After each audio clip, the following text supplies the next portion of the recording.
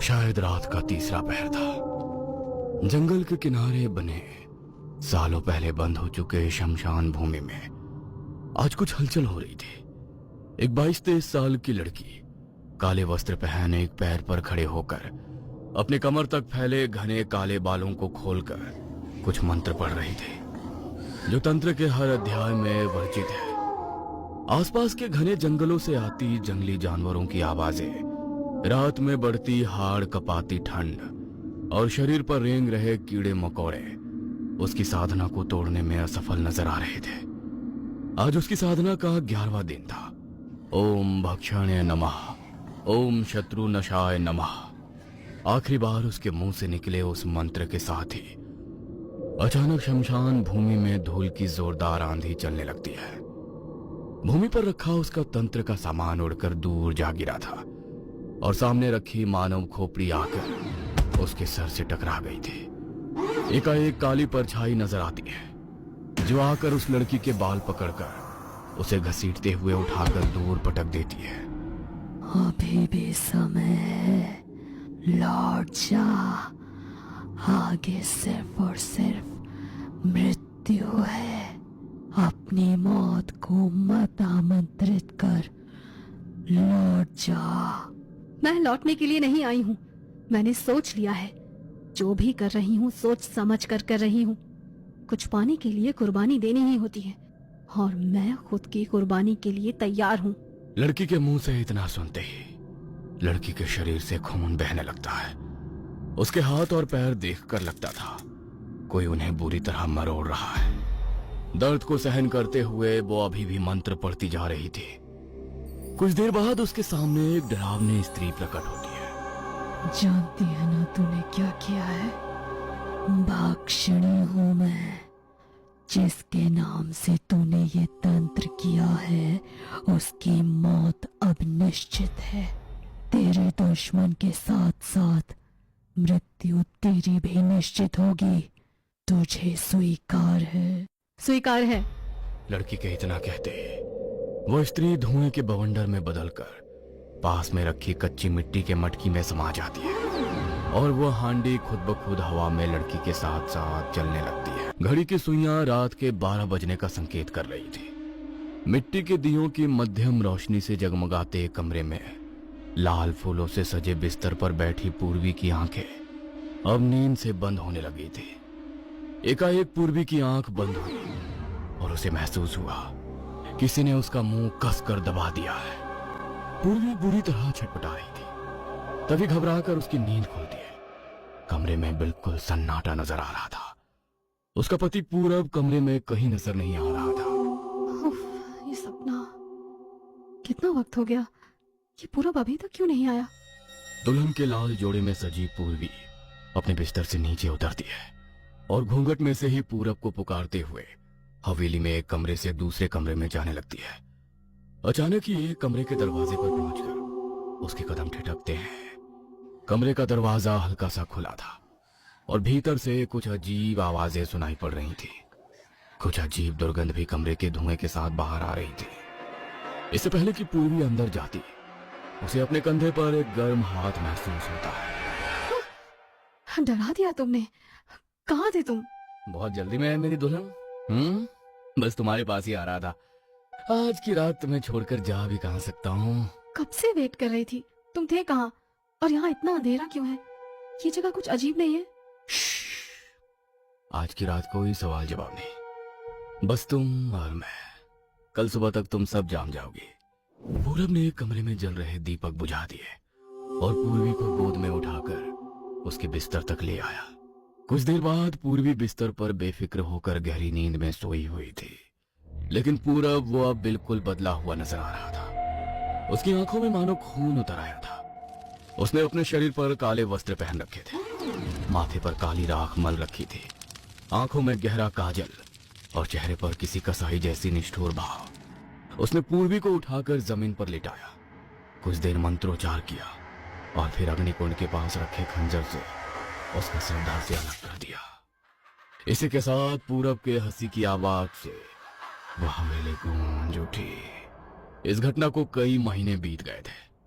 पूर्वी का कुछ पता नहीं चल रहा था। शहर में उसकी रूममेट मेघा यूं अचानक पूर्वी के गायब हो जाने से बहुत परेशान थी। पूर्वी अपनी बहन निष्ठा से बहुत क्लोज थी। मुझे पूरा यकीन है निष्ठा को जरूर पता होगा कि पूर्वी कहाँ है और किस हाल में है। आई थिंक मुझे उससे बात करनी चाहिए। पूर्वी के बारे में कुछ पता है क्या?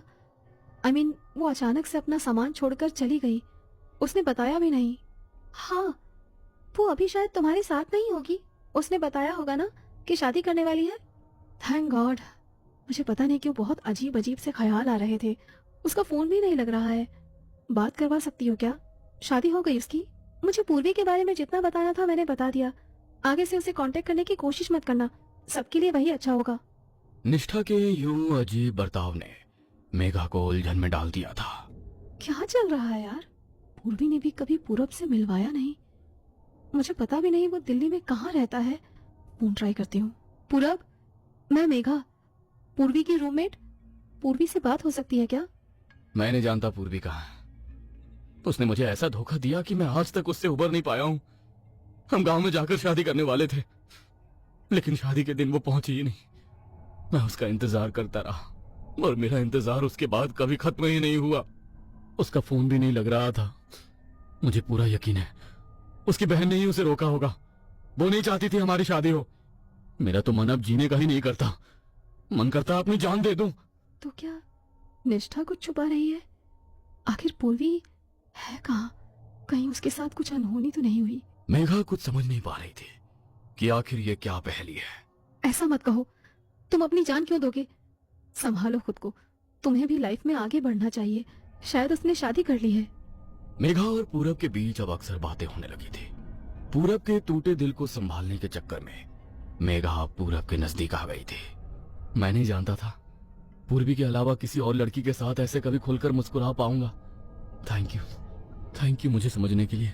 पूरब को कंधा देते देते कब वो उसे पसंद करने लगी थी उसे एहसास ही नहीं हुआ था। अब समझ ही नहीं आता कैसे कहूं। पता नहीं था कोई पूर्वी से भी ज्यादा खास हो जाएगा मेरे लिए। आई लव यू मेघा, तुम बहुत अच्छी लड़की हो। क्या मेरे साथ शादी करोगी? पूरब, तुम इतने स्वीट हो, तुम्हें कोई भी लड़की मना नहीं कर सकती। पूर्वी की तरह धोखा तो नहीं दोगी ना? बिल्कुल नहीं। सच्चा प्यार सबके नसीब में नहीं होता और शायद हमारा मिलना लिखा होगा। तभी तो आखिरी समय में पूर्वी शादी से भाग गई। अगले महीने की एकादशी को पूरब मेघा को लेकर पहाड़ों में बने बंगले पर ले जाता है। तुम तैयार हो जाओ, मैं शादी की तैयारियां करता हूँ। पंडित जी नहीं आए? यहाँ पंडित शादी नहीं करवाते, समझ जाओगी जल्दी। पूरब ने अग्निकुंड प्रज्वलित कर लिया था। सामने एक बड़ा सा पत्थर रखा हुआ था जिस पर खून जैसा कुछ लगा हुआ था। वहीं पास में काले रंग की धोती पहनकर पूरब कुछ अजीब से मंत्र पढ़ रहा था। एकाएक उसे आंगन से कुछ गिरने की आवाज सुनाई देती है। पूरब चौंक कर बाहर जाकर देखता है तो वहां उसे मिट्टी की हांडी टूटी हुई नजर आती है। ये हांडी यहाँ कैसे आई? पूरब उस हांडी के नजदीक जा पाता। इससे पहले उसे पायल की छम छम सुनाई पड़ती है। लगता है मेघा तैयार हो गई। जैसे ही मेघा का हाथ अपने हाथों में लेकर वो मंत्र पढ़ना शुरू करता है उसे एक जोरदार झटका महसूस होता है। ये कैसा संकेत है? क्या यहाँ कोई शक्ति है जो हम दोनों के बीच आ रही है? मुझे जल्दी ही ये सब खत्म करना होगा। पूरब ने जल्दी जल्दी मंत्र समाप्त किए और फिर मेघा को गले में माला पहनाकर उसे अपनी पत्नी बना लिया। बिस्तर पर मेघा घूंघट लिए बैठी थी। तभी पूरब उसके नजदीक आता है और घूंघट उठा देता है, लेकिन सामने का नजारा देख उसके पांव तले जमीन खिसक जाती है। कौन हो तुम? यहाँ कैसे आई? मेघा कहाँ है? मेरे साथ ही विवाह हुआ है तुम्हारा। अब तेरे शरीर और आत्मा पर मेरा अधिकार है। ये नहीं हो सकता। मैंने तुम मेघा को माला पहनाई थी। क्या हुआ? मेरे करीब नहीं आओगे? अगर तुम करीब नहीं आओगे तो ये विवाह संपन्न कैसे माना जाएगा? पूरब आंखें बंद करके मंत्र पढ़ना शुरू करता है। तभी भक्षिणी अपने असली रूप में आ जाती है और सीधा पूरब का गला दबा देती है। पूरब के मुंह से शब्द ही नहीं फूट रहे थे। उसकी आंखें बाहर निकल आई थी और शरीर ढीला होने लगा था। भक्षिणी ने पूरब का गला छोड़ दिया और अगले ही पल एक खूबसूरत कामिनी स्त्री का रूप ले लिया। उसकी बड़ी बड़ी आकर्षक आंखें, खूबसूरत चेहरा और मादक मुस्कान देखकर पूरब अपने होश खो बैठा था। सम्मोहन में पड़कर वो उसकी ओर खींचा चला जाता है।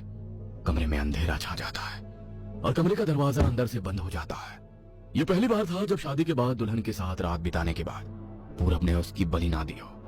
अगली सुबह पूरब बिस्तर पर लेटा हुआ था। वो पूरी ताकत लगाकर बिस्तर से हिलना चाहता था, लेकिन ना वो हिल सकता था, ना उसकी आवाज गले से बाहर आ रही थी। बेबसी में उसकी आंखों से आंसू लुढ़क कर गाल पर आ जाते हैं। तभी उसे कमरे में छत के पंखे पर वही डरावनी छाया लटकती नजर आती है, जो जोर जोर से हंस रही थी। तू तो तंत्र का इतना बड़ा पुजारी है, जानता ही होगा भक्षणी क्या होती है। भक्षणी वो काली शक्ति जो जिस पुरुष के साथ संबंध बनाती है उसी का रक्त पीकर अपना पोषण करती है। अब से हर रात तू मेरे साथ रहेगा। तेरे शरीर का कतरा कतरा खून पीकर मैं अपनी प्यास बुझाऊंगी। तभी कमरे का दरवाजा खुलता है और निष्ठा कमरे में दाखिल होती है। बहुत खूबसूरत खेल रचा तूने। भोली भाली लड़कियों से शादी करके उनकी बलि चढ़ाने के बाद क्या सोचा था, अमर हो जाएगा। लेकिन कहते हैं ना, हर पापी के पाप का घड़ा एक दिन भर ही जाता है।